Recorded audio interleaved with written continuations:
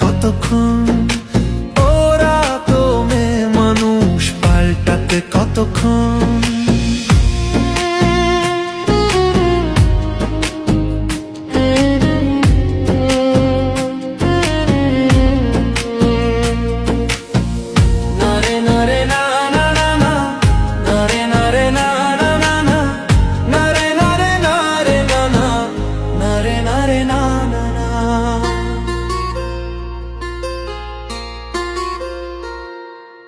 একটা ছাড়বো একটা ধরবো এটাই তাদের পেশা, এক মনেতে গড়তে পারে হাজার জনের বাসা।